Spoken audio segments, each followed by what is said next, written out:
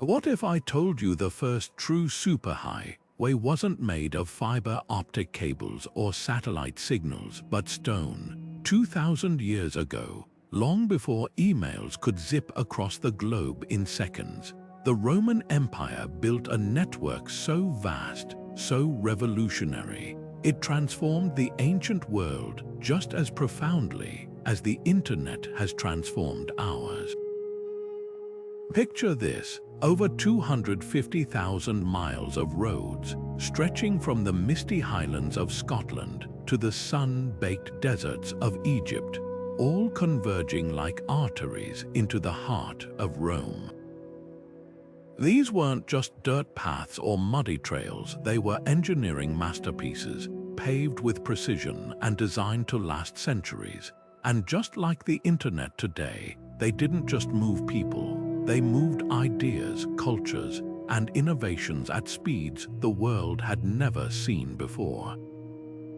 Think about how much we rely on the internet to connect us, to share news, trade goods, even spread revolutions. Now imagine that same power, but carved into the earth by hand, mile after grueling mile.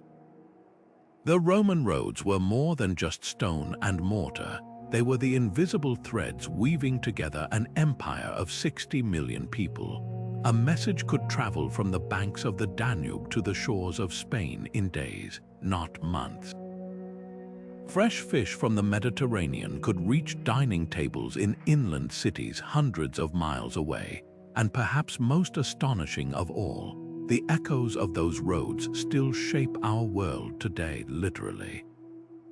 Modern highways in Europe often trace the exact paths laid down by Roman engineers, their original routes so logical, so efficient, we're still following their blueprints. So how did they do it? What secrets lie buried beneath those ancient stones? Over the next minutes, we'll unravel the hidden genius behind Rome's road network, how they built roads that defied time, how these pathways became the bloodstream of an empire, and why their legacy is etched not just into history, but into the very ground beneath our feet. This is the story of how Rome didn't just conquer the world, they connected it, and by the end, you'll never look at a road or the internet the same way again. The story of Roman roads begins not with grand visions of empire, but with something far more urgent: the thunder of marching boots. In the early days of Rome's expansion, generals faced a brutal reality. Moving armies across Italy's rugged terrain was slow, exhausting, and dangerous. Muddy paths turned to quagmires in the rain, delaying supply wagons and leaving troops vulnerable. Then, in 312 BC, everything changed. That's when the censor Appius Claudius Caecus ordered the construction of the Via Appia, a marvel of engineering that would become the backbone of Rome's growing dominance. Unlike the winding trails that came before it, the Via Appia was arrow-straight, cutting through hills and marshes with relentless efficiency. Roman engineers didn't just lay stones, they transformed the land itself. Workers dug deep trenches, filling them with layers of crushed rock, gravel, and sand for drainage, then topped them with massive interlocking slabs. The result, a road so sturdy carts could roll smoothly in any weather, and legions could cover 25 miles a day, double the speed of earlier marches. But here's what's truly fascinating: the Via Appia wasn't just a military tool. It became a lifeline for trade, with merchants racing to set up shops along its edges. Towns sprouted like milestones, their fortunes tied to the flow of goods and travelers. And just as the early internet connected universities before reaching the public, Rome's roads began as army highways but soon wove civilians into the empire's fabric. Within decades, the Via Appia stretched from Rome to the port of Brundisium, linking the capital to the riches of Greece and beyond. What made these roads revolutionary wasn't just their strength, it was their standardization. Every Roman road followed the same blueprint, whether in the olive groves of Spain or the forests of Germania. Surveyors used a tool called a groma to plot straight lines across impossible distances, while engineers perfected recipes for mortar that resisted frost and floods. This wasn't haphazard construction. It was systematic, repeatable, and scalable, an ancient version of laying fiber optic cables. And like any network, its value grew with every new connection. Each road built made the next one more useful, just as adding users to the internet increases its power. By the time Rome reached its height, you could walk from the sands of Syria to the drizzle of Britain without ever leaving a paved path. That's the real genius of the system. It turned geography into a web where every place was just a journey away. The roads didn't just serve the empire, they defined it. Roman engineers didn't just build roads, they built solutions to problems most civilizations hadn't even imagined yet.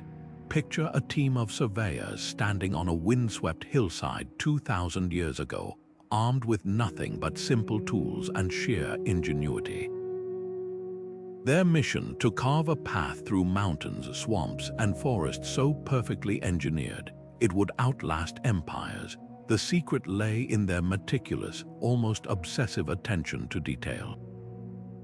Every road began with a trench, dug several feet deep, not just to lay foundations, but to create an unshakable grip on the earth itself. Then came the layers, each with a precise purpose. At the bottom, massive stones formed the statumen, a rugged base that kept the road from sinking. Above it, the rudus, a mix of crushed rubble and mortar, acted like ancient concrete, locking everything in place. Next, the nucleus, a layer of sand or fine gravel, smoothed the surface while allowing water to drain. And finally, the crowning glory, the summum dorsum, large polygonal stones fitted together like a puzzle, their slightly convex shape sending rainwater cascading to the sides instead of pooling. This wasn't just construction, it was poetry in stone, but the true brilliance, adaptability. In marshy areas, engineers drove wooden pilings deep into the soft ground, creating a stable platform. In rocky terrain, they chiseled through obstructions rather than going around them. And everywhere, the roads sloped gently outward, a subtle curve that turned them into self-cleaning surfaces, shedding water and debris long before modern engineers patented the idea. Then there were the milestones, those unassuming stone pillars that functioned as the empire's original navigation system. Each one marked the distance to the nearest town in mil passus Roman miles, roughly 4,850 feet. Travelers could calculate their journey down to the hour, knowing exactly how much farther they had to go. Some even bore inscriptions listing the emperor who commissioned the road, turning every mile into a political statement. What's astonishing is how little has changed in principle since then. Modern highways still use layered foundations for durability. Drainage systems mirror Rome's convex designs. Even our roadside signage owes a debt to those ancient milestones. The materials have evolved: asphalt instead of basalt, steel reinforcements instead of lime mortar, but the core ideas, those were set in stone long ago. The real lesson of Roman roads isn't just about engineering, though. It's about foresight. These builders weren't just solving for their own lifetimes. They were crafting infrastructure meant to endure millennia. And they succeeded. Walk along the Via Appia today, and you'll tread the same stones as Cicero's messengers and Caesar's legions. That's the power of building, not just for the present, but for the ages. To understand the sheer scale of Rome's road network, imagine opening a digital map today and watching glowing lines spread across continents like veins lighting up. The major highways, the Via Augusta stretching through Spain, the Via Flaminia cutting north from Rome, the Via Egnatia crossing the Balkans, were like ancient versions of today's internet backbone cables. These weren't isolated trails, they formed an interconnected system where every route served multiple purposes. Military patrols marched alongside merchants hauling olive oil from Hispania, while imperial couriers sprinted past pilgrims heading to sacred sites. What made this network revolutionary was its redundancy, the Roman equivalent of having multiple server backups. If floods blocked the Via Aurelia along the coast, travelers could switch to the inland via Cascia without losing their way. Smaller roads branched off like local internet service providers, connecting farms, mines, and villas to the main arteries. Even remote outposts in Britannia or Judea had at least one paved link to the wider world, ensuring no part of the empire ever stayed isolated for long. The real magic lay in how these roads synced with natural geography. Just as modern internet infrastructure follows valleys and railroads, Roman engineers leveraged rivers and mountain passes. The Via Claudia Augusta, for example, traced the Adige River through the Alps, turning a natural corridor into a trade superhighway. But where nature didn't cooperate, Romans bent the landscape to their will. They carved staircases into cliffs like the Cinque Terre's coastal paths and built bridges so sturdy some still carry traffic today. What's often overlooked is how this network enabled real-time communication centuries before telegraphs. The Cursus Publicus Rome's state-run courier service could relay messages from Londinium to Rome in under 2 weeks using relay stations spaced every 10 miles. That's faster than medieval mail would move 1,000 years later. Merchants even developed their own proto-banking systems, trusting road networks to deliver payments across provinces as securely as we trust digital transactions today. Perhaps the most striking parallel to our digital age is how these roads dissolved borders. A trader from Syria could follow the same signage in Gaul or North Africa because Roman roads came with standardized user interfaces, milestones with Latin inscriptions, way stations offering predictable services. This wasn't just infrastructure, it was a physical manifestation of globalization, shrinking a vast empire into a community where ideas, religions, and innovations circulated as freely as memes on social media. Yet, unlike the fragile nature of digital data, Rome's network had permanence. When the empire fell, the roads remained used by medieval pilgrims, Napoleonic armies, and even modern tourists. That's the ultimate testament to their design. They weren't built for an era, but for eternity. Consider how long it would take to hear news from another city before Rome's roads existed. Weeks of waiting, if not months, with messages carried by foot or slow-moving carts. Then came the Cursus Publicus, Rome's answer to the unbearable slowness of ancient communication. This wasn't just a postal service. It was the empire's central nervous system, built to move information at speeds that must have seemed almost supernatural at the time. Picture a relay of riders on horseback, galloping between way stations spaced every 10 miles, where fresh horses and messengers stood ready. Like passing a baton in a race, dispatches could fly over 50 miles in a single day, a pace that would have left earlier civilizations breathless. The system worked so smoothly because it was built with military precision. Official couriers carried sealed messages marked with the emperor's authority, granting them priority over all other travelers. At each station, they'd swap their sweat-drenched horse for a rested one, grab a quick meal, and surge onward without losing momentum. The effect was like hitting send on an email, except instead of electrons racing through wires, it was leather-clad riders pounding down stone highways, their cloaks snapping in the wind. What's truly remarkable is how this network mirrored modern logistics. Just as today's package delivery services use hubs and sorting centers, the Cursus Publicus had major relay points in cities like Milan and Lyon, where messages could be redirected across the empire. Provincial governors could send urgent reports to Rome and receive replies within days, not seasons. Tax revenues, census data, even military orders flowed along these routes with a reliability that wouldn't be matched again until the steam train arrived 18 centuries later. But speed wasn't the only advantage, it was the consistency. Unlike earlier systems where a single broken cart or sick messenger could derail everything, Rome's relay model eliminated single points of failure.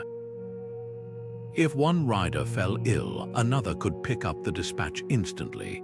Rain or shine, in summer heat or winter frost, the messages kept moving. That relentless reliability turned scattered provinces into a unified whole, where news from the Danube frontier reached Rome's Senate almost as quickly as gossip spread through the forum. The parallels to our digital age are uncanny. Much like how instant messaging lets us coordinate across time zones, the Cursus Publicus shrank the empire's vast distances into manageable steps. When rebellion flared in Judea or a bridge collapsed in Gaul, Rome didn't hear about it months later. They knew within days, allowing them to react with what must have seemed like godlike foresight to their rivals. And just as today's internet carries everything from birthday wishes to stock trades, those stone highways bore more than official decrees. Traders sent market updates, families reunited through letters, and even recipes for exotic dishes spread from one province to another. Yet for all its sophistication, the system had one glaring limitation: access. Only state officials and the ultra-wealthy could afford to use the Cursus Publicus regularly. Ordinary citizens still relied on slower, riskier methods.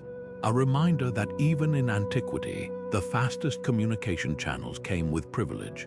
Still, the sheer existence of such a network transformed what an empire could achieve. Without it, Rome's grip on its territories would have been shaky at best. With it, they built something unprecedented, a realm where information moved almost as swiftly as ambition. If the Roman roads were the internet of their day, then the bustling market towns along their routes were the ancient world's answer to Amazon fulfillment centers. Picture a merchant in Cordoba loading amphorae of prized olive oil onto a wagon, knowing that within weeks those same containers could be unloaded in the markets of Cologne or Constantinople. This wasn't just trade, it was globalization on a scale the Mediterranean had never seen. The roads didn't merely connect places, they dissolved distances, turning exotic goods into everyday luxuries. Take silk from China, for example. Before Rome's highway network, it trickled westward in small quantities along perilous desert caravan routes. But once the empire's roads linked up with eastern trade corridors, entire warehouses in Rome's Portus district began overflowing with the shimmering fabric. Spices like black pepper, once worth their weight in gold, became so commonplace they seasoned soldiers' rations. And the amphorae, those iconic clay jars stamped with their region of origin, spread Roman wine and olive oil from Britain to Babylon, creating the first truly branded consumer goods.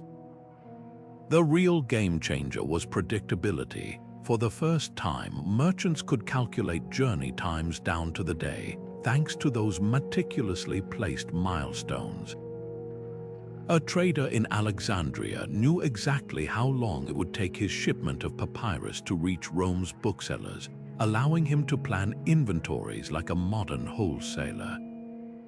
Market towns at key intersections, places like Lugdunum in Gaul or Aquileia in northern Italy, exploded into commercial hubs, their forums buzzing with traders haggling over goods from 3 continents. These weren't just pit stops, they were the ancient equivalents of logistics depots, complete with warehouses, currency exchanges, and even proto-hotels for traveling salesmen. What's fascinating is how these roads birthed specialized industries. Certain towns became known for specific products: tire for purple dye, Puteoli for glass, and the highway system let them scale up production for empire-wide distribution.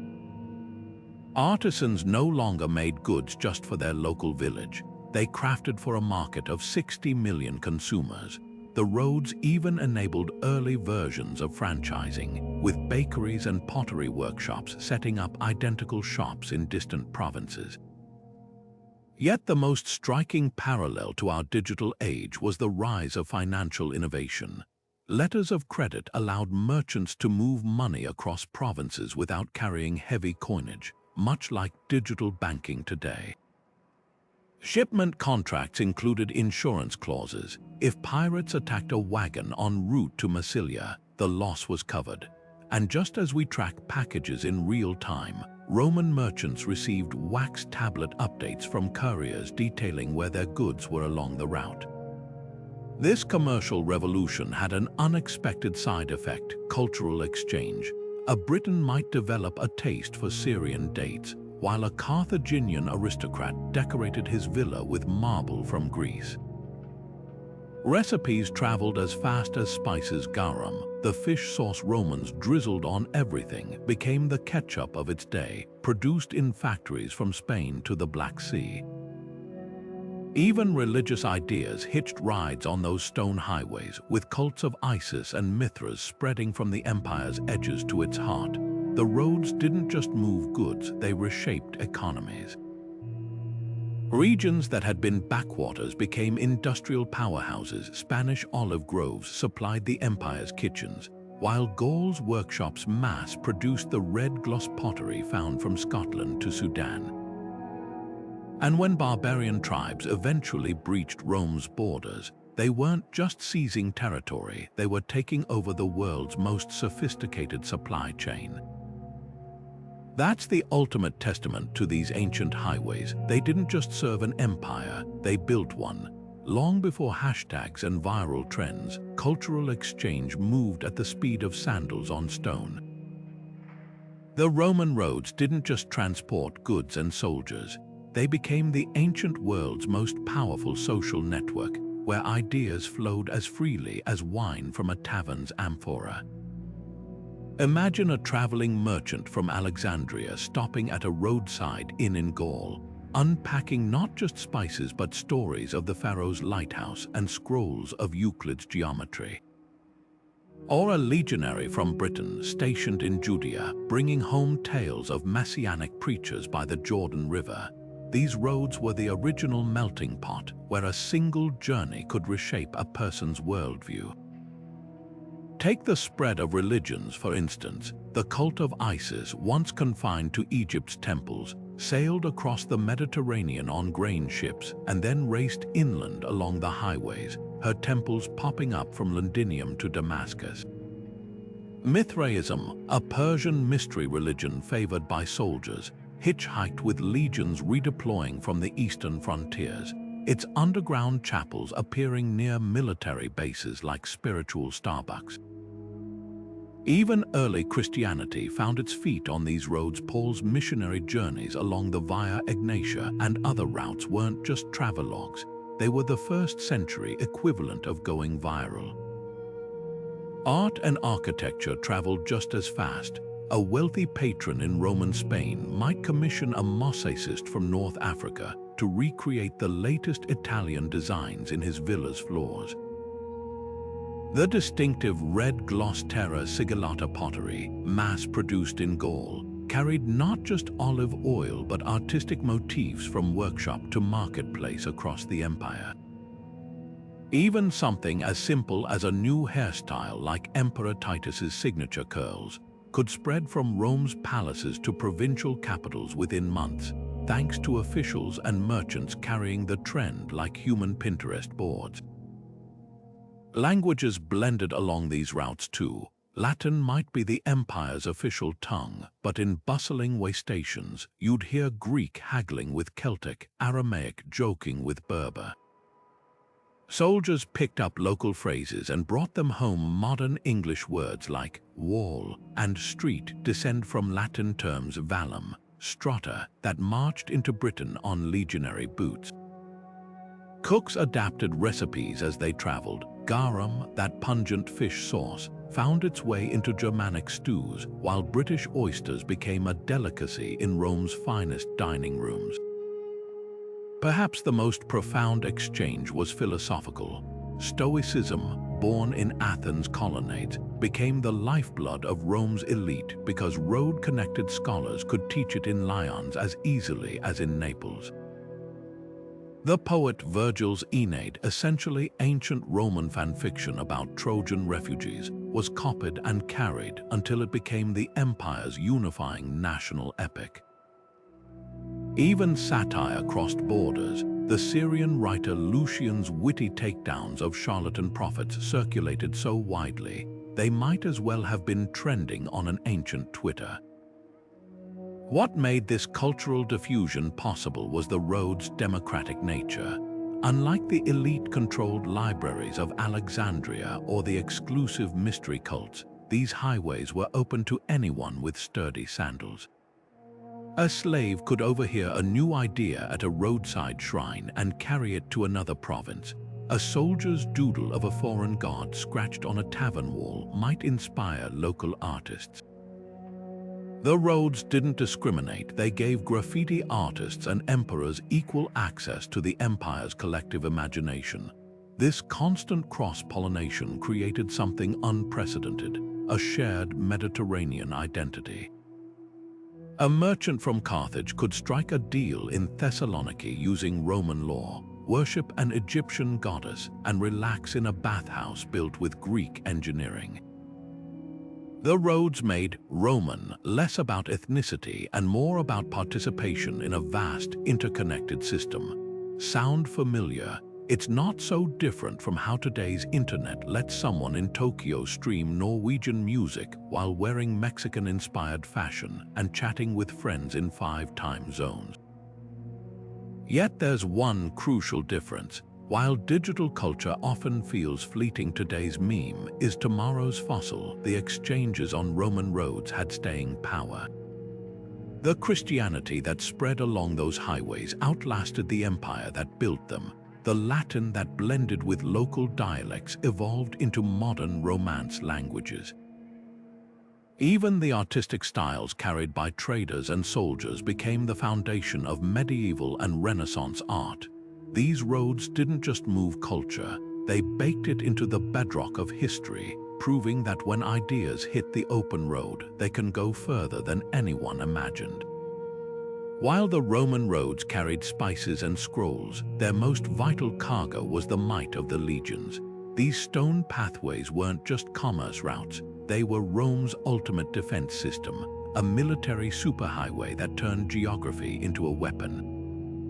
Picture a rebellion flaring up in distant Judea. Without the roads, news might take months to reach Rome, allowing dissent to simmer into full-blown revolt. But on those paved highways, messengers could race back to the capital in days, and fresh legions could march to the trouble spot at breathtaking speed.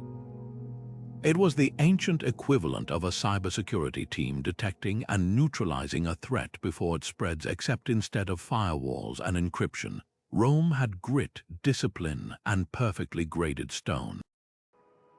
The secret to this rapid response lay in the road's strategic design.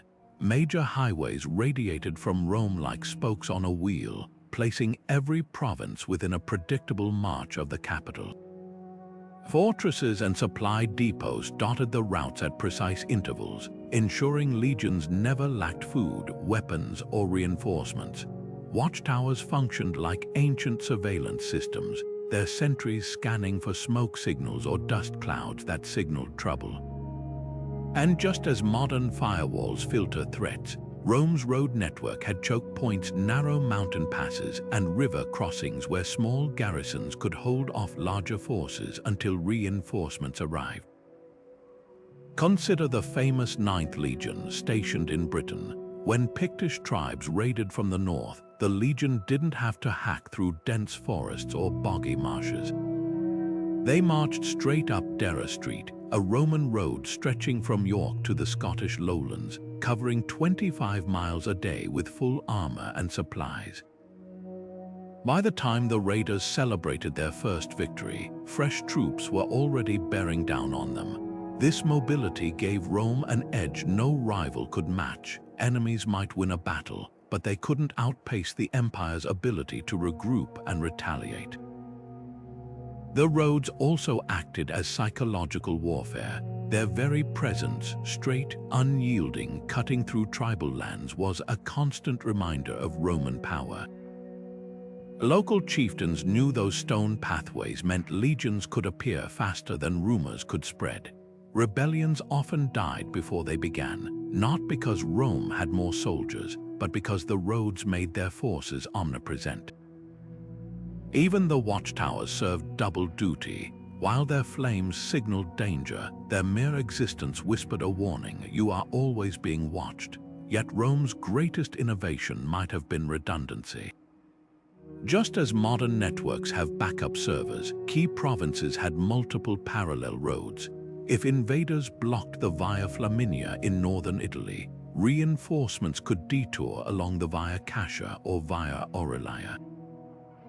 This made the empire's defenses nearly impossible to cripple attack one route, and others remained open to funnel troops and supplies. Some historians argue this system kept Rome secure for centuries longer than geography alone should have allowed. The legacy of this military network still echoes today. Modern armies study Roman road strategy when planning supply lines. NATO rapid response protocols mirror the Cursus Publicus's relay system. Even the term highway carries a hint of its origins, derived from the Latin via alter, or highway, referring to roads built up on embankments for better defense. Rome understood something we're still learning. True power isn't just about strength, it's about connection. Control the roads and you control the empire. Lose them and even the mightiest fortress becomes an island waiting to fall.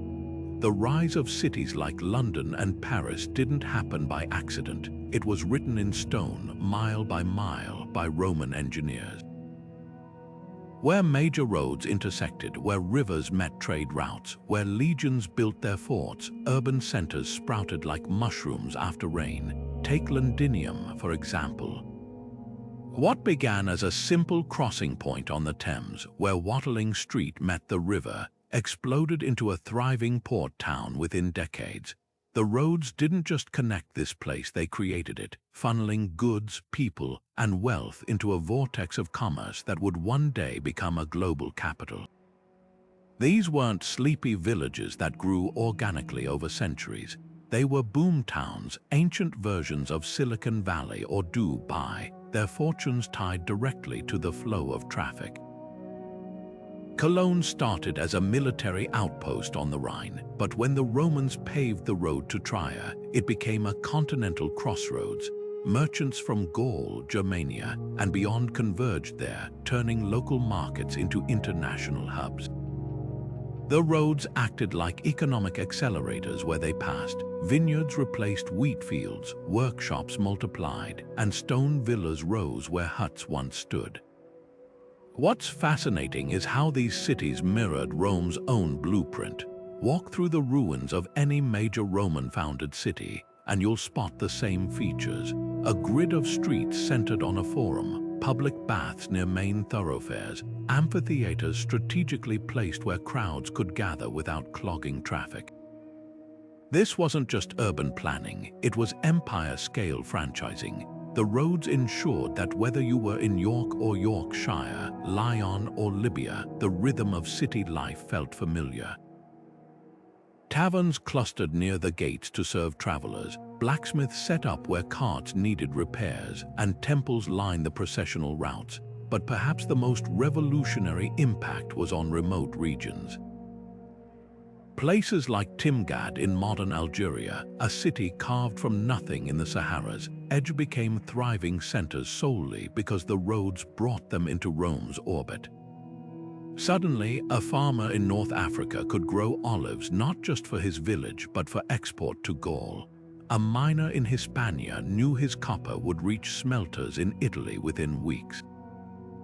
This network turned geographical backwaters into economic players, much like how broadband today enables small towns to compete globally. The legacy lives on in ways we rarely notice. Next time you're in a European city, look down that bustling shopping district, probably built over a Roman road, the cathedral square, often the site of an ancient forum. Even the word street itself comes from the Latin strata, meaning paved road. These cities didn't just grow, they were plugged into an empire-wide network, their fortunes rising and falling with the traffic on those stone highways. And when Rome faded, the cities remained, their foundations literally set in the paths laid down 2,000 years ago. Yet for all their grandeur, the road's true gift to these cities wasn't just stone, it was connection. In a world where most people never traveled more than 20 miles from home, these highways brought the distant and the exotic to everyone's doorstep. A baker in Paris could taste dates from Jericho, a glassblower in Cologne could mimic designs from Alexandria, and a scholar in London could debate philosophies born in Athens. The roads didn't just build cities, they built the idea that urban life meant being part of something vast, vibrant, and endlessly surprising. Even the mightiest networks crumble when their foundations weaken. For centuries, Rome's roads had been the empire's lifeline, but as political chaos and economic decay set in, the stones began to crack. Tax revenues that once funded repairs dried up. Legionnaires who patrolled the highways were pulled back to defend a shrinking core. Within decades, what had been engineering marvels became gauntlets of danger, where merchants traveled in armed caravans and bridges collapsed under neglect. The roads didn't just fade away, they unraveled in a slow-motion catastrophe that mirrored Rome's own disintegration. Bandits became the new toll collectors, lurking in forests where maintenance crews no longer cleared the undergrowth. Villages that had thrived as way stations emptied out, their markets starved of trade.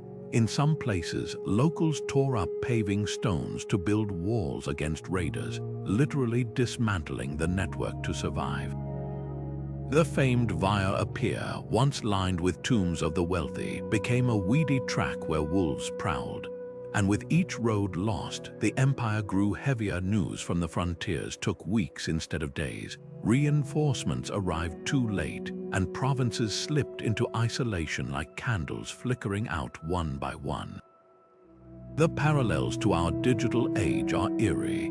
When Rome's roads failed, it wasn't just transportation that collapsed, it was the entire system of communication, supply chains, and security. Cities that had relied on grain shipments from Egypt faced famine. Currency systems broke down as coins couldn't reach mints for recoinage. Even the Latin language began to fracture into regional dialects, much like a fragmented internet where shared culture dissolves into isolated bubbles. The empire didn't just shrink geographically, it cognitively disconnected, its parts no longer aware of each other's existence. Yet the greatest tragedy lay in the knowledge lost. Roman engineers had mastered techniques for building roads that lasted centuries, but as apprentices found no work and manuals rotted in abandoned libraries, those skills vanished. By the Middle Ages, a single pothole could stall a king's progress for days, a far cry from the seamless highways of antiquity. The collapse was so total that when Napoleon's armies marched into Italy millennia later, they marveled at the ancient roads beneath their feet, wondering how their own engineers could build nothing half as durable. What makes Rome's road collapse so haunting is its lesson about interdependence. A network is only as strong as its weakest link. When one bridge fell unrepaired, it forced traffic onto longer, riskier detours. When bandits took over a mountain pass, entire regions drifted into autonomy. And as the web of connections frayed, the idea of Rome itself, a unified entity spanning continents, became impossible to sustain. The roads had built the empire, and their ruin unmade it. Today, as we rely on fiber optic cables and satellite arrays, Rome's fate whispers a warning. Our networks may not wear away under rain and hooves, but they face their own vulnerabilities: cyber attacks, infrastructure decay, even solar flares. The antidote isn't just better engineering, but something the Romans forgot: relentless maintenance, shared investment, and the understanding that connectivity isn't a luxury. It's the very thread that holds civilizations together. The stone arteries that once pulsed with Rome's imperial might didn't vanish when the empire crumbled, they simply waited. Centuries after the last legion marched, the roads found new purpose under the footsteps of medieval pilgrims, the wheels of merchant carts, and the hoofbeats of kings' messengers. Like an ancient computer rebooted for a modern age, this network refused to become obsolete. Imagine a Saxon monk in the 8th century, tracing the Via Francigena from Canterbury to Rome on sandals worn thin by devotion. The road beneath him wasn't just a path, it was a time machine, each worn stone whispering of emperors and engineers long turned to dust. Pilgrimages gave these roads their second life. Routes like the Camino de Santiago, which still draws walkers today, often followed Roman foundations for the simplest reason: they worked. Even overgrown and pitted with age, these highways remained the fastest way across treacherous terrain. Monasteries sprouted along their edges, offering shelter where imperial way stations once stood. The roads became spiritual corridors, carrying not just travelers but relics, illuminated manuscripts, and even architectural ideas: Romanesque arches echoing Rome's vaulted aqueducts, all transmitted step by step. Kings soon recognized the road's strategic value anew. Charlemagne's empire, building in the 8th century, relied heavily on refurbished Roman highways to move troops between Aachen and Rome. His administrators even revived versions of the Cursus Publicus, using relay stations to speed messages across realms. In England, the old Roman Ermine Street became the backbone of Norman rule after 1066, connecting London to York with brutal efficiency during rebellions. It's no coincidence that medieval coronation processions often followed Roman routes. These roads still carried the aura of authority. Merchants, though, were the true heirs to Rome's logistical genius. The Champagne fairs of 12th century France, Europe's greatest medieval marketplace, thrived where Roman roads intersected. Italian banking families like the Medicis built their fortunes on networks of couriers racing along these ancient highways. Even the Hanseatic League's trade empire owed debts to Roman engineers. Their Baltic to Alps routes often traced old imperial paths. The goods changed: silk replaced garum, wool supplanted olive oil, but the principle remained: connectivity bred prosperity. What's striking is how these medieval adaptations mirror our own repurposing of old technologies. Just as we've turned abandoned railroad tracks into bike trails or adapted factory lofts for modern lofts, medieval societies didn't rebuild the roads, they reimagined them. A Roman milestone might become a boundary marker for feudal fields. A crumbling bridge's stones could end up in a cathedral's foundation. Even the road's very straightness, once a symbol of imperial control, took on new meanings. Pilgrims saw their unwavering lines as divine guidance, while merchants appreciated the efficiency. The road's resilience lies in their adaptability. When Rome's centralized power vanished, local communities maintained sections they needed. In Spain, Moorish engineers blended Roman roadbeds with Islamic irrigation techniques, creating routes that doubled as water channels. Alpine towns kept passes clear not for empire but for survival. This organic, decentralized upkeep is why so many Roman roads remained usable into the Renaissance. They weren't preserved as relics, but because they served living purposes. Perhaps the ultimate testament to their design came when Renaissance scholars rediscovered Roman engineering manuals. Studying these texts, men like Leonardo da Vinci realized the ancients had mastered principles Europeans were only relearning. The roads had outlasted not just Rome, but the Dark Ages themselves, silent tutors waiting for civilization to catch up. Today, when you drive Italy's autostrada or walk London's Strand, you're treading paths that never truly died, just transformed. That's the mark of timeless engineering. It doesn't belong to one era, but to all who find value in its bones. The smooth asphalt beneath a speeding car may feel worlds apart from the weathered stones of an ancient Roman road, but the DNA of modern highways can be traced straight back to those first engineering marvels. Both systems share the same fundamental goals: moving people and goods quickly, reliably, and safely across vast distances, but the solutions they crafted reveal the ingenuity of their respective eras. Roman engineers built roads to last centuries with nothing but manual labor and simple tools, while today's construction crews rely on massive machines and space-age materials. Yet peel back the layers, and you'll find uncanny parallels in how both societies tackled the same eternal challenges of transportation. Start with durability. Roman roads were designed to withstand everything from pounding hooves to flash floods. Much like modern highways must endure relentless traffic and extreme weather. The ancient solution, those ingenious layered foundations, crushed rock, compacted gravel, and mortar, that distributed weight and drained water.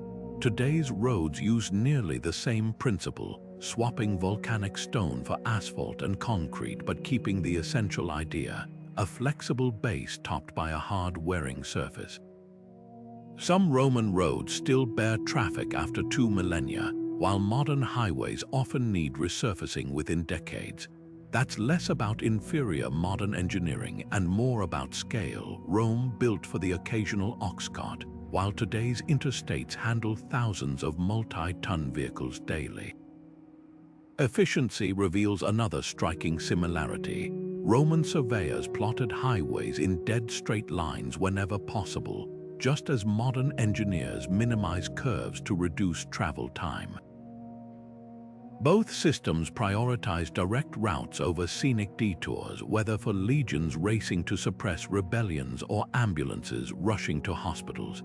Even the concept of rest stops isn't new. Roman mansions spaced every 15 miles offered fresh horses and hot meals, mirroring today's service plazas with fuel stations and fast food. The real difference lies in speed. Where a Roman courier might cover 50 miles in a day, a trucker on the German Autobahn can do that before lunch. Connectivity tells the most revealing story. Just as the internet relies on backbone cables linking major hubs, Rome's highways connected key cities, with smaller roads branching outward like local ISPs. Modern highway systems even follow many of the same paths. The A1 in Italy shadows the Via Appia, while England's A5 traces Watling Street. This isn't coincidence. Both networks grew organically around geographic logic, bridging rivers at the narrowest points and crossing mountains at the lowest passes. The Romans simply found the optimal routes first, their choices so sound we're still using them 2,000 years later. Yet the contrasts highlight how transportation reflects societal values. Roman roads projected imperial power. Their sheer permanence reminded subjects of Rome's unshakable might. Modern highways emphasize accessibility, with on-ramps for every town and rules ensuring equal access. Ancient travelers paid tolls in sweat and danger, navigating bandits and breakdowns, while today's drivers enjoy roadside assistance and GPS. Most tellingly, Roman roads moved at human and animal pace, fostering face-to-face encounters at every stop. Our highways isolate, sealed in metal boxes at 70 miles per hour. We blur past each other, connected by infrastructure but strangers to the journey. Perhaps the ultimate testament to Roman genius is how their roads adapted to new technologies they couldn't have imagined. Those stone surfaces, designed for sandals and cartwheels, now support rubber tires and 18-wheelers. The gradients they calculated with plumb lines accommodate millions of cars. Even their safety innovations, curved surfaces for drainage, prevent modern hydroplaning. Like a timeless operating system, Roman road design proved so fundamentally sound it required only incremental updates rather than total overhauls. The next time you merge onto a highway, consider this: you're participating in a tradition as old as civilization itself. The vehicles change, but the human urge to move, explore, and connect remains. Whether carved by chisels or paved by steamrollers, roads are more than stone or asphalt. They're the physical manifestation of our collective desire to reach beyond the horizon. And in that, the Romans weren't just builders, they were visionaries. Rome's courier system didn't just move messages, it compressed time and space in ways that would feel eerily familiar to anyone sending an email today. At its peak, the Cursus Publicus operated like a high-speed network of flesh and blood servers, where riders functioned as living data packets, hurtling down stone pathways at speeds that defied the ancient world's limits. Picture a relay of messengers thundering into a way station, their horses lathered in sweat as attendants rushed forward with fresh mounts. In minutes, the dispatches, sealed with wax insignias, were thrust into new hands, and the race resumed without pause. This wasn't just mail delivery, it was an empire-wide real-time messaging app built on muscle and horsepower. The system's efficiency lay in its ruthless precision. Stations were spaced roughly every 10 miles, the distance a galloping horse could cover before exhaustion.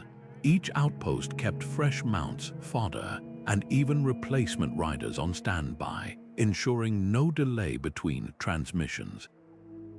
Official messages bore priority stamps, granting couriers the authority to commandeer any resource, from boats to bypass flooded roads to extra torches for night travel. The effect was staggering. Urgent military orders could leap from the Rhine frontier to Rome in under a week, faster than some medieval kings could send word to their own provinces centuries later. But what truly mirrored modern digital networks was the system's adaptability. Just as today's internet routes around outages, Roman couriers had pre-planned detours for every contingency. Landslides blocking a mountain pass, riders diverted to parallel roads. Bandits reported ahead, escorts awaited at the next checkpoint. Even the messages themselves were optimized, written on lightweight wooden tablets or thin parchment to minimize bulk, with abbreviated Latin that functioned like ancient shorthand.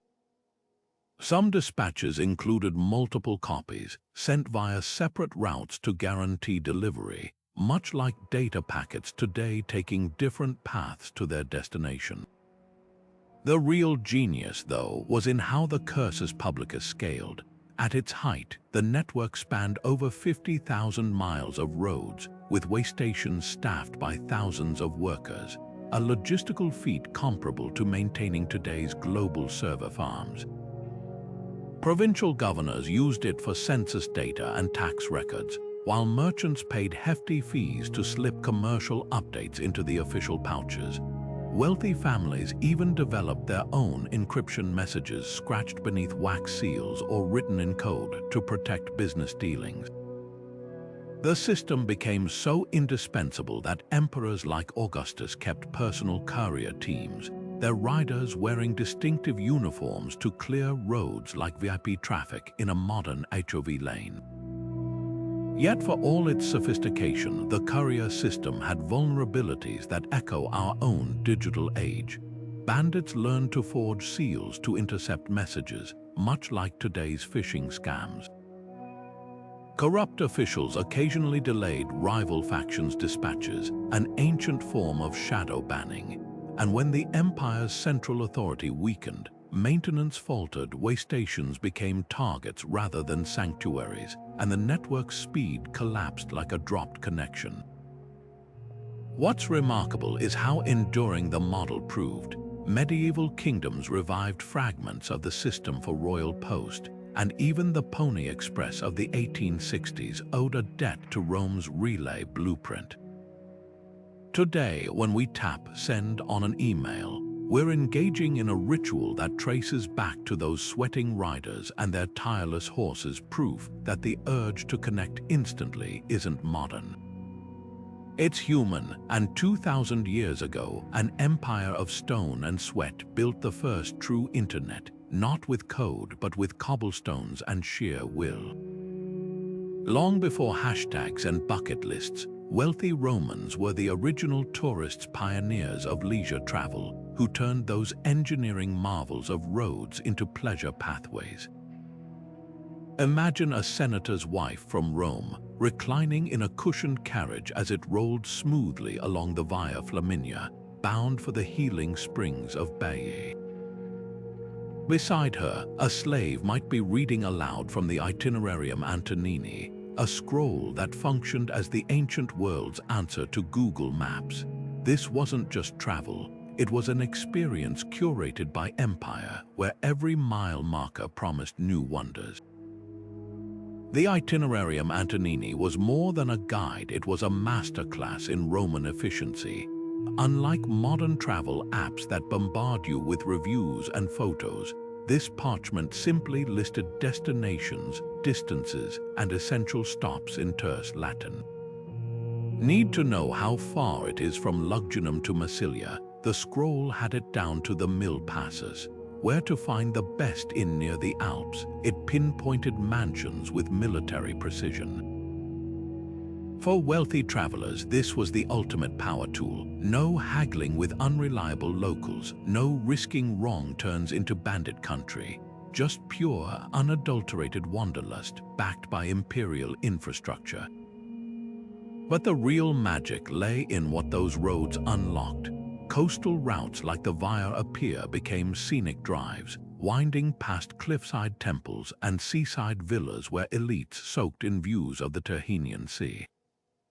Pilgrims flocked to healing sanctuaries like Aquae Sulis in Britain, their journeys made possible by roads that connected faith with convenience. Even ancient theme parks existed. Emperor Hadrian's sprawling villa at Tivoli, a day's ride from Rome, offered artificial lakes, sculpted gardens, and imported exotic animals to dazzle guests. The roads didn't just move people, they manufactured experiences. What's striking is how modern these trips felt. Wealthy tourists complained about overcrowded inns, just as we groan about sold-out hotels. They collected souvenirs, Egyptian scarabs from Alexandria, blown glass from Cologne that cluttered their villas like fridge magnets. Some even scribbled reviews, like the merchant who grumbled on a wax tablet about a Pompeian inn's lumpy beds. And just as Instagram fuels our wanderlust today, Roman travel was deeply performative. Poets like Ovid wrote verses about their adventures, while murals in Pompeii proudly depicted far-off landmarks like the Lighthouse of Alexandria, proving the owner had been there. The roads also birthed the world's first tourist traps. Towns along popular routes jacked up prices for everything from mule rentals to garum sandwiches.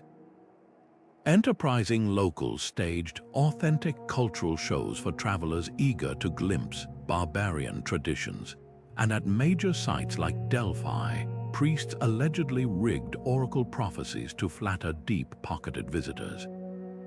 Sound familiar? It's the same dance of commerce and authenticity that plays out from Times Square to the Trevi Fountain today. Yet for all the indulgence, these journeys had a deeper cultural impact. As elites traveled, they spread architectural trends inspired by a temple in Greece. A wealthy patron might commission a replica back home. Philosophical ideas hopped rides with tourists too. Stoicism traveled from Athens to Rome not just through books, but in the minds of aristocrats who'd studied abroad.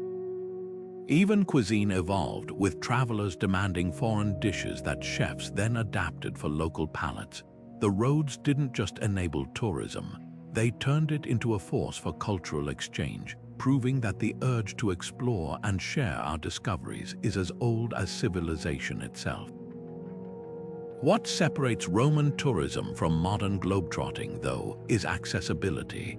While today's flights and hostels put Paris or Bali within reach for millions, ancient leisure travel was reserved for the elite, a privilege paid for in gold and slave labor. The average farmer might never venture beyond his local market town, yet in their own way the roads still connected everyone. A peasant might never see the Colosseum, but he'd meet travelers who had, hearing tales that made the empire feel vast yet strangely intimate. That's the paradox of Rome's network. It built walls of privilege even as it tore down barriers of distance. Stand on the Appian Way today, and you're walking a path that once echoed with laughter and gossip, with the clatter of dice games at roadside taverns and the awe-struck whispers of pilgrims.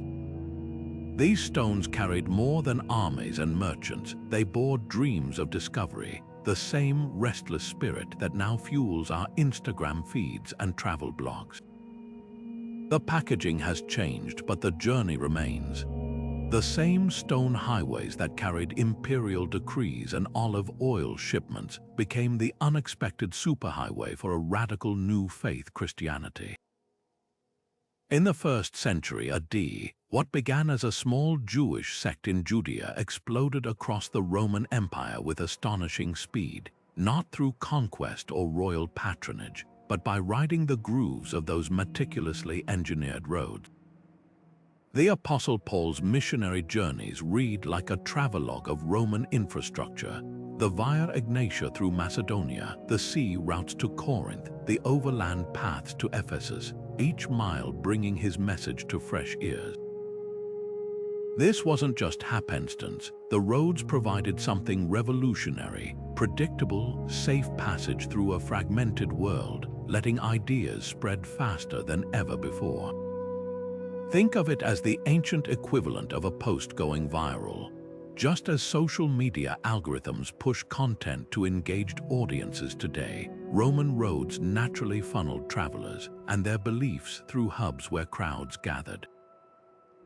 Port cities like Corinth and Antioch became spiritual hotspots not just because of their size, but because all roads led there.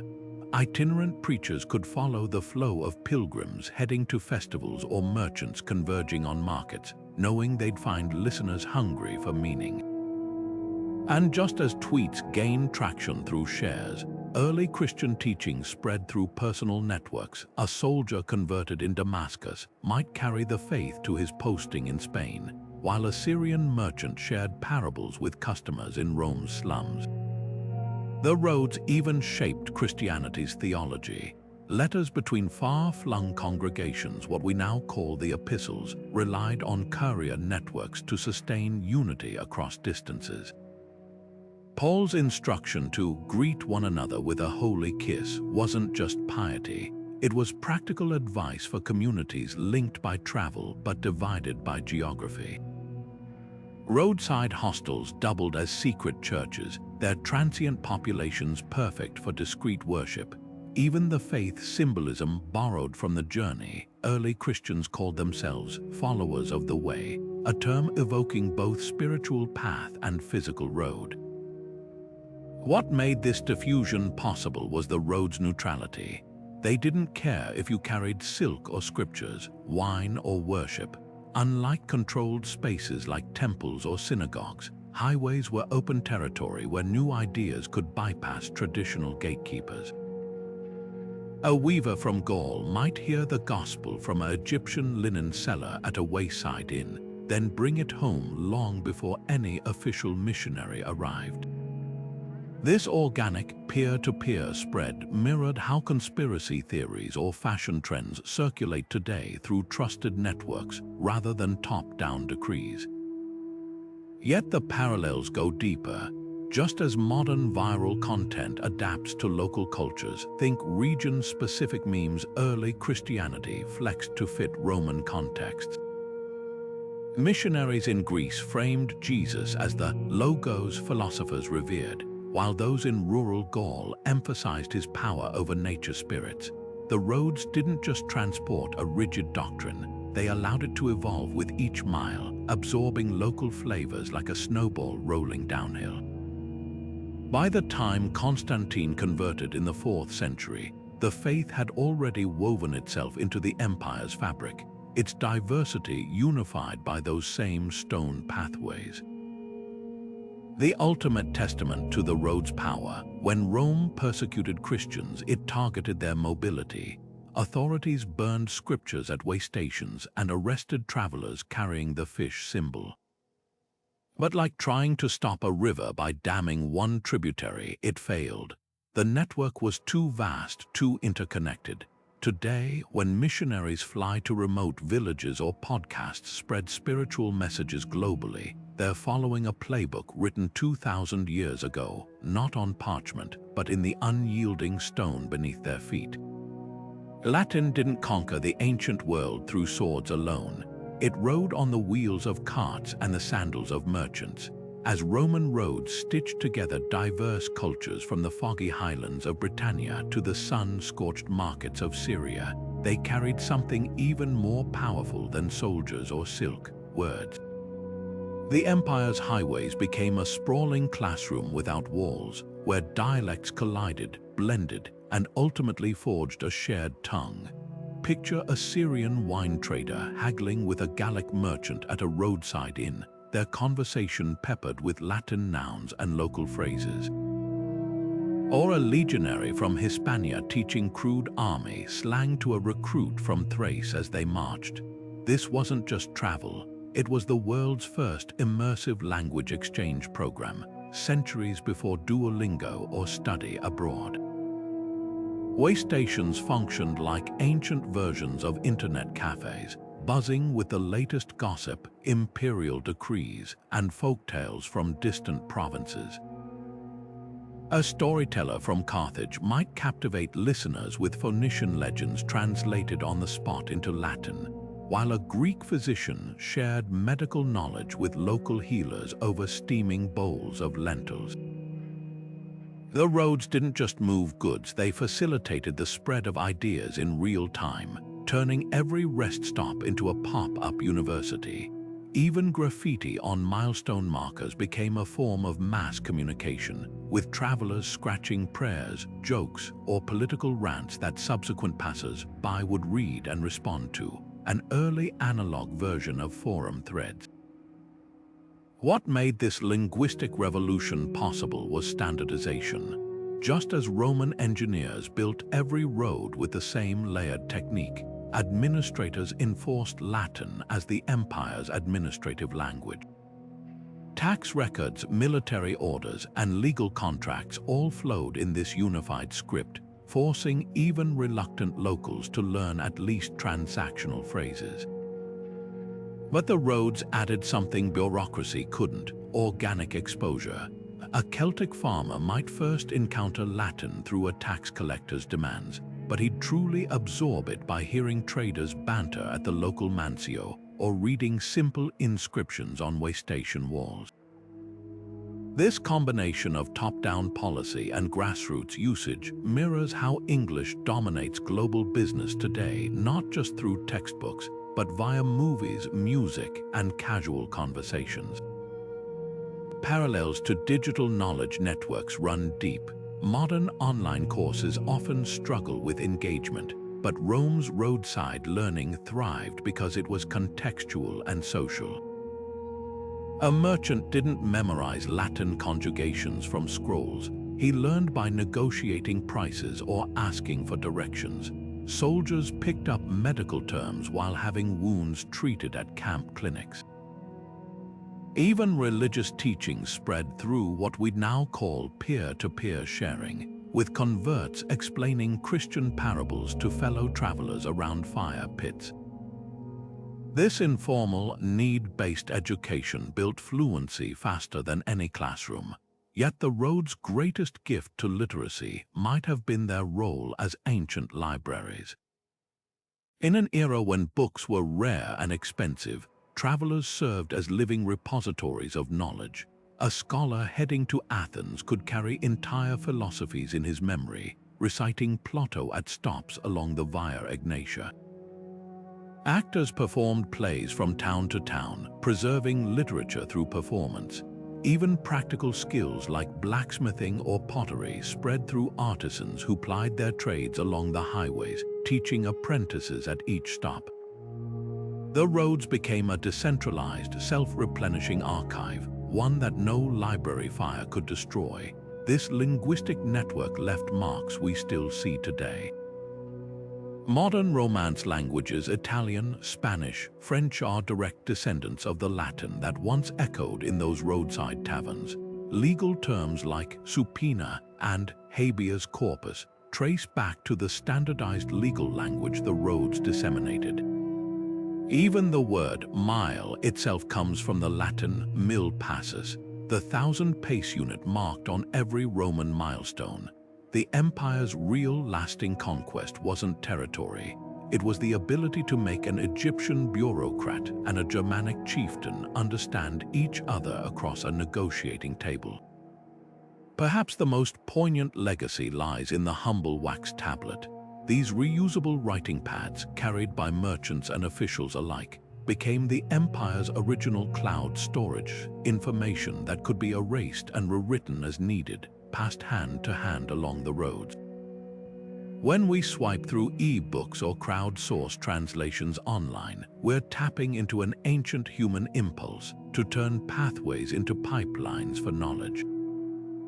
The stones may have worn down, but the dream they carried of a world where ideas flow freely still paves the way forward.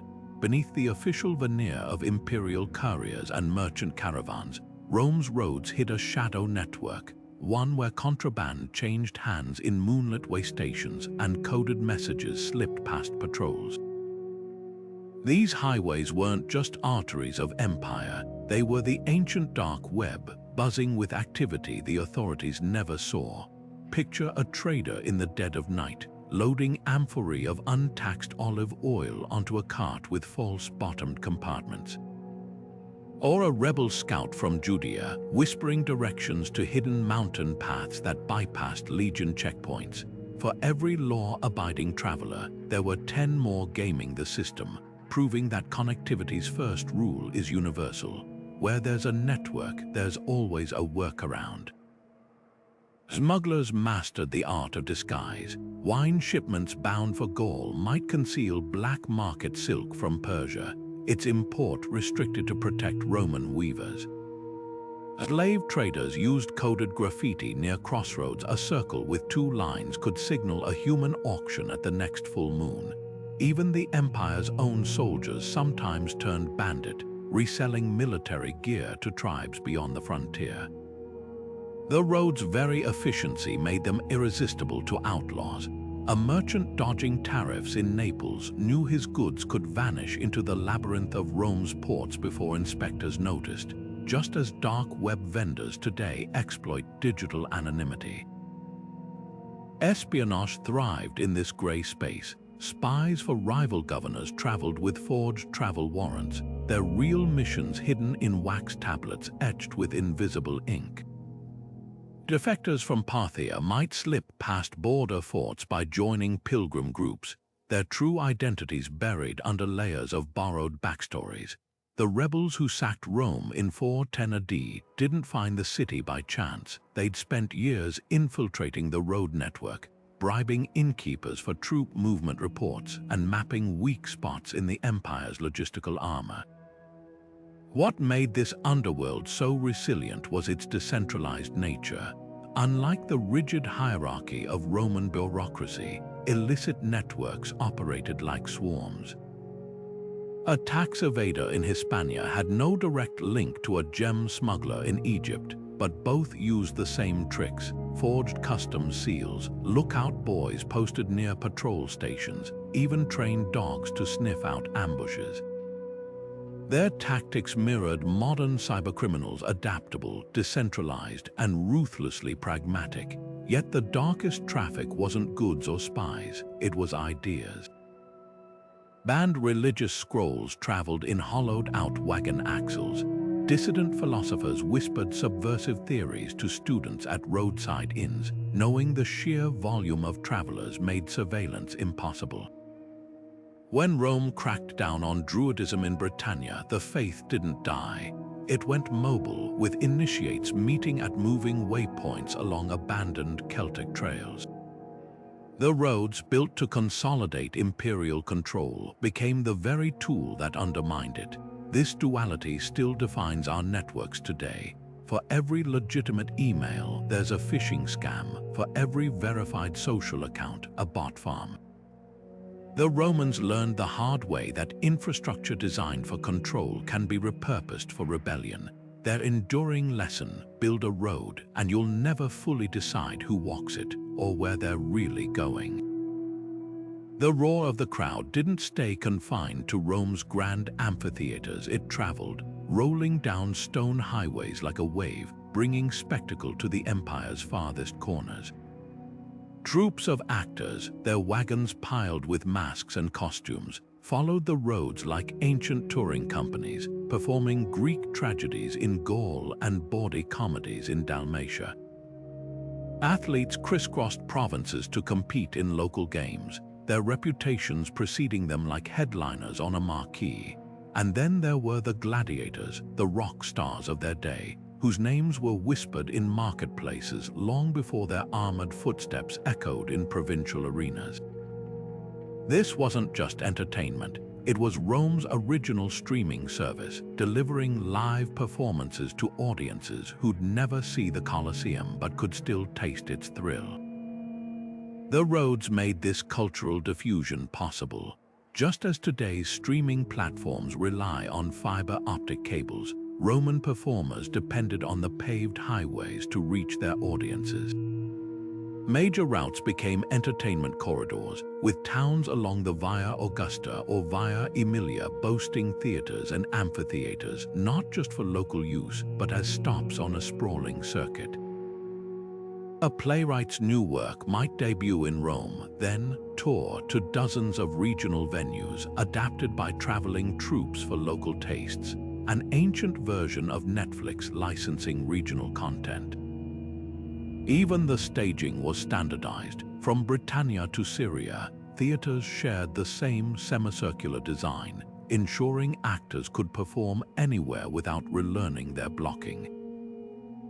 Gladiatorial games epitomized this mobile entertainment economy. Training schools like Capua's infamous Ludus functioned as talent agencies, leasing fighters to provincial venues hungry for a taste of Rome's bloodiest pastime. The roads teemed with specialized carts transporting everything from lion cages to replica temples for elaborate arena sets. Merchants sold souvenir programs listing combatants' win-loss records, while local bookies took bets in taverns. The spectacle wasn't just violence, it was immersive theater, complete with staged naval battles in flooded arenas and mythological reenactments using elaborate pyrotechnics. And like modern superstars, top gladiators had merch. Children in distant provinces played with clay figurines of their favorite fighters. What made this system revolutionary was its accessibility. A farmer in Hispania might never visit Rome, but he could witness acrobats from Alexandria or marvel at Germanic strongmen at his local festival. Towns competed to build grander venues, knowing a prime location on the highway network meant steady revenue from travelers. Some arenas even had retractable awnings, ancient equivalents of premium seating, showing how deeply entertainment culture penetrated daily life. The roads didn't just connect places, they homogenized leisure, turning regional diversions into empire-wide phenomena. Yet the true genius lay in the feedback loop these travels created. Performers adapted material based on provincial reactions, refining jokes or fight choreography like modern showrunners adjusting plots after focus groups. A gladiator who perfected a new sword technique in Gaul might introduce it to Roman audiences months later. Even religious festivals evolved, with local rites incorporating touring performers' flair until the line between sacred ritual and showmanship blurred. This constant cross-pollination meant entertainment never stagnated. It evolved mile by mile, show by show, in a cycle as old as the roads themselves. The echoes still resonate. Today's concert tours, film distribution networks, and even sports leagues follow the same blueprint Rome perfected. Central production, decentralized consumption, and infrastructure making it all possible. When you stream a movie or buy tickets to a stadium tour, you're participating in a tradition paved 2,000 years ago, not with algorithms, but with cobblestones and the restless human hunger for shared experiences under the open sky. The same highways that carried wine and soldiers also transported something far more precious: healing.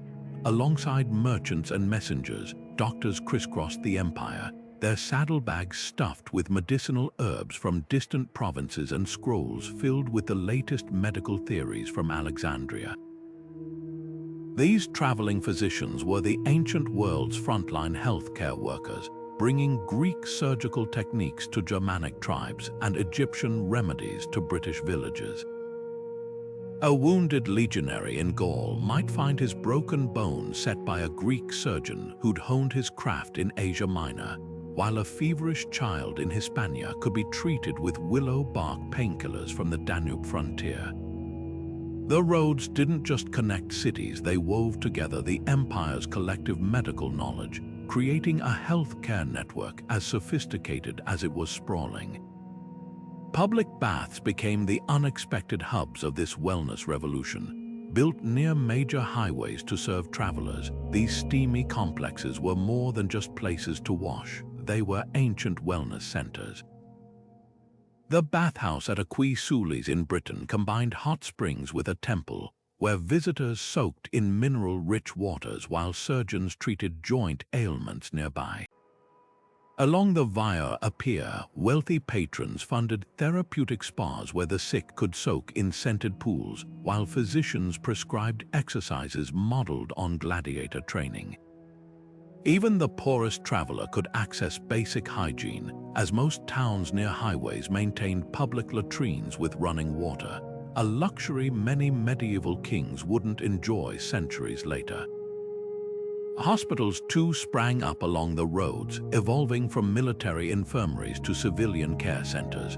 The valetudinaria near legion forts became models for public hospitals, with separate wards for contagious diseases and surgery theaters where doctors practiced techniques described in Greek texts. Pilgrims heading to healing shrines like Epidaurus often stopped at these waystation clinics, blending spiritual and physical care in ways that foreshadow modern holistic medicine.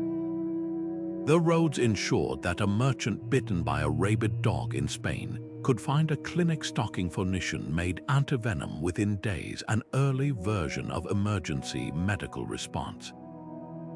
What made this system revolutionary was its standardization. Just as Roman engineers used the same blueprints for bridges from Africa to Germania, medical knowledge became codified and portable. Dioscorides de Materia Medica, a first-century encyclopedia of herbal remedies, traveled so widely along these highways that it remained a medical Bible for 1,500 years. Army doctors kept identical surgical kits from Mesopotamia to Scotland, their tools sterilized in boiling water long before germ theory existed. Even the concept of medical licensing traces back to roadside clinics, where provincial governors examined practitioners' credentials. Parallels to modern healthcare are striking. Those traveling doctors functioned like today's telemedicine platforms, delivering expert care to remote areas via the empire's physical internet. The bathhouse's combination of therapy and socialization mirrors our wellness apps that track fitness while building online communities. And just as we share health tips on social media, Roman travelers swapped remedies at inns, garlic for parasites, honey for wounds, creating a grassroots network of medical hacks that spread faster than any official decree. Yet the system had its dark side. The same roads that carried healing also spread disease. Armies marching back from Parthia brought plagues that devastated entire regions. Quack remedies proliferated at bustling crossroads where charlatans sold magic amulets to desperate patients. And for all its advancements, Roman medicine remained out of reach for many slaves and rural poor, a reminder that even the most connected societies have gaps in their safety nets. The enduring lesson lies in the infrastructure itself. Just as today's health apps rely on unseen data networks, Rome's medical revolution depended on those stone highways, the original platform for sharing knowledge, supplies, and expertise across continents.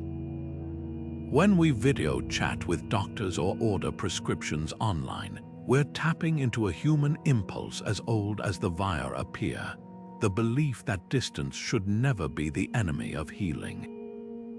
The same relentless precision that carved roads through mountains left its mark on Rome's skyline, not just in the paths between buildings, but in the structures themselves. Bridges spanning wild rivers mirrored the road's unshakable foundations, their arches resting on piers built with the same layered stonework.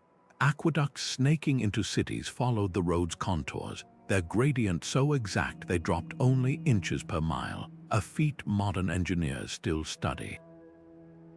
Even the humble milestones planted along highways inspired a new architectural language, columns and obelisks that declared power through geometry rather than ornament.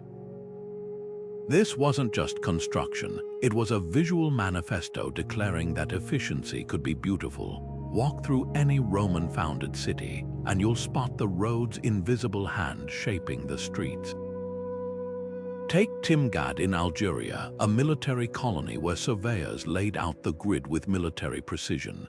Every intersection formed a perfect right angle, with main avenues wide enough for 2 chariots to pass, an ancient precursor to today's zoning laws.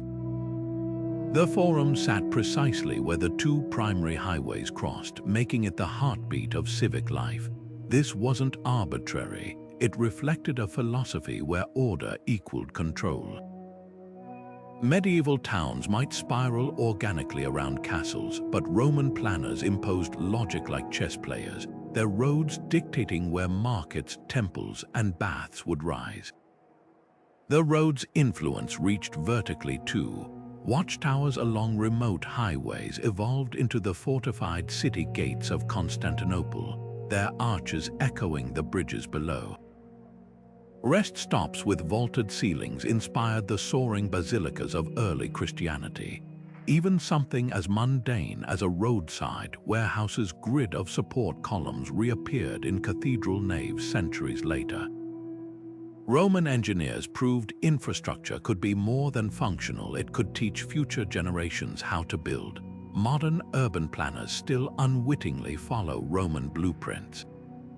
Paris' grand boulevards straightened medieval alleys that ultimately trace back to Roman axes. Manhattan's grid, a direct descendant of colonial surveyors who admired Rome's practicality. The very word street comes from strata, the Latin term for paved road, proof that language itself preserves their legacy. When civil engineers today debate highway alignments or subway routes, they're continuing a conversation started by Appius Claudius surveyors 2 millennia ago. The stones may be gone, but their shadows stretch long across our skylines. Mountains didn't just slow the Romans down, they dared them to innovate. When engineers faced the sheer cliffs of the Alps or the jagged gorges of Spain, they didn't detour, they drilled straight through. The tunnels they carved weren't mere holes in rock, they were acts of defiance, proof that no terrain was too brutal for Roman ambition. Take the 6,000-foot-long Furlow Pass tunnel in Italy, chiseled by hand through solid limestone. Lit only by flickering oil lamps, workers inched forward day after day, their chisels echoing like a slow-motion drumbeat until breakthrough. Today, when your GPS reroutes you around a traffic jam, you're benefiting from that same stubborn refusal to let geography dictate limits. Rivers posed a different puzzle: how to build highways where water laughed at stone. Roman engineers responded with bridges so sturdy, some still carry cars 2 millennia later. The Alcantara Bridge in Spain rises 200 feet above the Tagus River, its arches locked together without mortar, held by precision-cut stones and the genius of gravity. Each pier was anchored deep below the current, protected by upstream breakwaters, an ancient version of firewall protection against nature's brute force attacks. Modern engineers would envy their secret. They didn't fight the river's power, they redirected it, using curved piers to split the current like data packets flowing through a router. Deserts tested the system's resilience. In North Africa's scorching sands, roads didn't just bake, they vanished under dunes. The solution: a layered defense. First, cleared patrol zones kept shifting sands at bay, like modern spam filters blocking unwanted traffic. Then, raised embankments lifted the roadbed above the worst drifts, while cisterns spaced every 15 miles doubled as navigation markers and lifelines. The Via Nova Traiana crossing Arabia's deserts even had shaded rest stops with stone benches, ancient cooling stations for overheated travelers. These weren't just roads, they were ecosystems, carefully balanced against nature's denial of service attacks. The real brilliance lay in standardization. Whether bridging the Danube or tunneling through Cappadocia's soft volcanic rock, engineers adapted core principles to local challenges. In marshlands, they drove oak pilings deep into the unstable ground, creating floating roadbeds that distributed weight like load-balanced servers. Mountain passes got serpentine switchbacks, nature's original bandwidth throttling, but with stone retaining walls preventing landslides. Even snow zones had solutions. Mile markers extended taller in alpine regions, poking above winter drifts like ancient version of snow poles along modern highways. What's uncanny is how these workarounds mirror today's tech obstacles.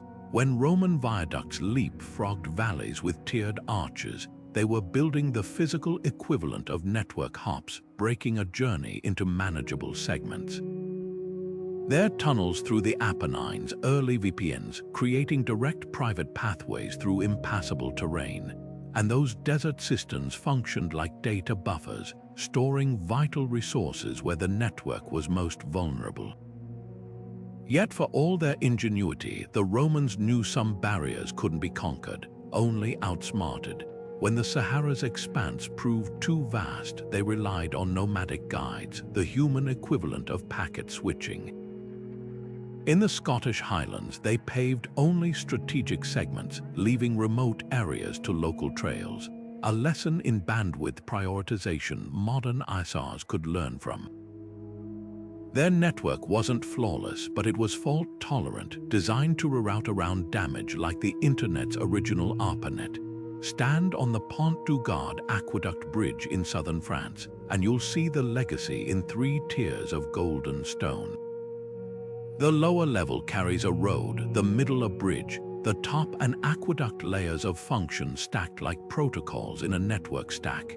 That's the final lesson. Rome's engineers didn't just overcome barriers, they wove them into the system's DNA, turning obstacles into features. When your video call breezes across continents today, it's riding on the same principle, that barriers aren't endpoints but invitations to innovate. The clatter of hooves and the creak of wagon wheels didn't just fill Roman roads, they echoed through the verses of poets who turned dusty journeys into timeless art. Horace, the celebrated son of a freed slave, didn't just travel the Via Appia. He immortalized its rhythms in lines that still resonate today. Picture him jotting down verses at a roadside tavern, capturing the laughter of merchants and the sigh of weary travelers, transforming the mundane into the lyrical. His journey to Brundisium wasn't just a trip, it became the satires, a witty, observant travelogue that's less about destinations and more about the colorful humanity encountered along the way. This was storytelling in motion, where every mile marker inspired a metaphor and every stranger's face held a story waiting to be spun into verse. Ovid took it further, weaving the roads into mythology itself. Exiled to the Black Sea's edge by Emperor Augustus, he penned heartbreaking letters tracing his route along the Via Flaminia, turning each crumbling temple and foggy mountain pass into symbols of his despair. His Tristia reads like an ancient blog post from hell, raw, personal, and dripping with the irony that the empire's flawless highways led him further from home.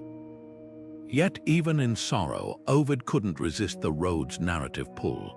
He compared his banishment to Odysseus' wanderings, framing the Via Egnatia as his personal Aegean, dotted not with mythical monsters but with bureaucratic ones. These poets weren't just observers, they were early influencers, shaping how Romans saw their own infrastructure. When Horace described the Appian Way's long, uninterrupted glare, he wasn't praising engineering, he was evoking the road's hypnotic effect on the soul. Petronius Satyricon, a raucous novel following three misfits across Italy's highways, reveled in the road's lawlessness, where con artists and libertines thrived in the anonymity of constant motion. It was the ancient equivalent of a gritty road trip film, proving that highways have always been stages for human drama. But the roads didn't just inspire literature, they preserved it. Traveling libraries, those carefully guarded chests of scrolls, ensured that Virgil's Aeneid could be recited in a Spanish villa as vividly as in Rome's lecture halls. Actors performed plautus comedies at roadside inns, adapting punchlines for local audiences like stand-up comics testing material.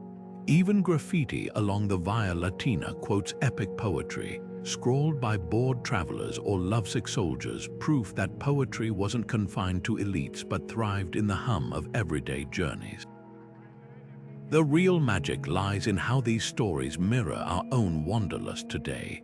Horace's complaints about bad-in food sound like modern Yelp reviews, while Ovid's exiled tweets, elegies show how travel amplifies emotion. When we scroll through travel blogs or binge road trip vlogs, we're tapping into the same hunger that made Romans lean closer to hear a poet's tale by firelight, the longing to be transported, not just in body but in imagination. The stones may be silent now, but the stories they carried still whisper. Beneath the tangled forests of Europe and the shifting sands of North Africa, remnants of Rome's vast road network lie hidden, waiting to whisper their secrets. Modern archaeologists no longer rely solely on shovels and brushes to find them. They wield lasers from the sky, LiDAR technology, which beams pulses of light through dense foliage, has peeled back layers of time to reveal ghostly outlines of roads unseen for centuries.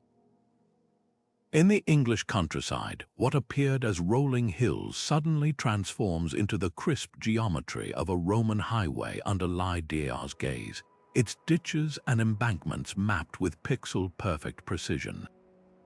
These discoveries are like uncovering a hidden line of code in history's operating system, proof that the network was even more extensive than ancient records suggested. Every rediscovered mile rewrites our understanding of Rome's reach. In Portugal, a team using ground-penetrating radar stumbled upon a perfectly preserved stretch of the Via Lusitanorum, its curbstones still aligned as if waiting for the next ox cart. In Tunisia, satellite imagery exposed a web of desert roads radiating from long-buried forts, their routes optimized for speed and shade like an ancient algorithm. These aren't just archaeological curiosities, they're data points in a massive historical dataset. By analyzing the angles of intersections or the spacing of way stations, researchers can now trace how traffic flowed, where economies thrived, and even how local cultures adapted Roman engineering to their terrain. Parallels to digital archaeology are striking. Just as tech experts mine old hard drives for lost files, scholars now data mine landscapes, using spectral imaging to detect chemical changes in soil where Roman wheels once compacted the earth. Drones equipped with thermal cameras spot buried foundations near known roads, hinting at forgotten market towns, much like how metadata reveals hidden connections between online users. Even machine learning gets involved. Algorithms trained on known Roman roads can predict where undiscovered ones likely lie, scanning terrain maps for telltale signs like subtle ridge lines or abnormal vegetation patterns. What's most astonishing is how these roads keep teaching us. In Germany, a freshly unearthed section of the Via Claudia Augusta showed grooves deliberately carved into the stone, not from wear, but as a primitive traction control for wet weather. In Spain, archaeologists found a roadside shrine with offerings from dozens of cultures, proving these paths weren't just Roman but belonged to everyone who used them. Like resetting a corrupted file, each discovery corrects assumptions. That maintenance was haphazard actually. Repairs followed strict schedules, that all roads were stone paved, many had gravel surfaces for quieter travel, or that they faded quickly after Rome's fall, some remained in use for over a millennium. The ultimate lesson lies in the silence between the stones. These roads weren't just infrastructure, they were a choice, a commitment to connection so total that it reshaped continents. When we see their outlines emerge from the earth again, we're not just looking at history, we're seeing the blueprint for how civilizations endure, not by walls or weapons, but by the paths they leave open for others to follow. Roman roads don't just belong to history books, they've rolled straight into our living rooms through screens big and small. Take Assassin's Creed, Origins, where players sprint across the sun-baked stones of the Via Maris in ancient Egypt, or Rise, Son of Rome, where the Appian Way becomes a blood-streaked battlefield. These games don't just use the roads as backdrops, they turn them into interactive characters, their unyielding surfaces echoing with the footsteps of virtual legions and the whispers of hidden quests. Developers obsess over historical accuracy, laser scanning real Roman pavement patterns to recreate every groove and weathering mark, because they know these roads aren't just settings. They're storytelling devices that scream empire without a single line of dialogue. Films, too, lean on Roman roads as visual shorthand for grandeur and grit. The chariot race in Ben-Hur wouldn't have the same heart-pounding intensity without the dust-choked stretch of the Via Appia, its stones vibrating under thundering hooves. More recently, the eagle turned the roads of Britannia into a moody, rain-slicked labyrinth where every mile marker hints at danger. Even animated films like Asterix and Obelix play with the trope, turning straight Roman highways into punchlines, rigid symbols of order contrasted with the Gaul's chaotic forest path. The road's very straightness becomes a metaphor, whether for relentless imperial ambition or the rigid structures heroes must defy. But it's not just about aesthetics. These portrayals reveal how deeply Roman roads are wired into our collective imagination. When gladiator's Maximus trudges down a misty road toward his farm, the path isn't just a route home. It's a thread connecting the personal to the political, the individual to the empire that betrayed him. Video games take it further, letting players feel the road's impact. In Total War, Roman 2, managing supply lines along these highways means the difference between victory and starvation, mirroring the real strategic dilemmas of ancient generals. The roads become gameplay mechanics, teaching history through friction and consequence. The fascination spills beyond traditional media. Board games like Via Appia turn road building into a competitive strategy, while tabletop RPGs use them as quest hubs. The merchant's wagon vanished near the third milestone on the Via Flaminia, They're the original open-world map, inviting exploration and conflict. Even parody gets in on the action. Monty Python's Life of Brian famously reduced Rome's engineering marvels to a single joke about sanitation, but the road beneath Brian's feet. Still impeccably paved, what makes these modern retellings so compelling is their accidental accuracy. Games and films often nail the road's dual nature, both liberating and oppressive. They were the ancient world's lifelines, yes, but also tools of control, stamped with the names of emperors who demanded loyalty with every mile. When a Shadow of Rome villain monologues atop a highway, or a Civilization player plots conquest along digital replicas, they're tapping into a truth the Romans knew: roads don't just connect places. They project power, and that's a narrative we can't resist retelling, whether with a controller, a ticket stub, or a 20-sided die. The most striking lesson from Rome's roads isn't how they were built, it's how they were lost. For centuries, this network thrived because of relentless maintenance. Crews patrolled daily to fill ruts, clear landslides, and chase off bandits. Tax revenues funded way station repairs, and legions doubled as road crews during peacetime. But when political chaos drained Rome's coffers and diverted its attention, the cracks spread fast. A single neglected bridge collapse could sever a critical route, forcing traffic onto dangerous detours. Within decades, sections that had stood for centuries crumbled into disrepair, choking off trade, communication, and military response. The parallel to today's digital infrastructure is unnerving. Imagine a future where server farms rust from deferred maintenance, fiber optic cables fray without repair crews, and cyber threats exploit outdated systems because no one prioritized updates. Rome's roads warn us, connectivity isn't a one-time achievement, it's a never-ending commitment. Sustainability was another blind spot. Roman engineers built for eternity, but their methods relied on staggering resource consumption. Entire forests vanished to fuel lime kilns for mortar.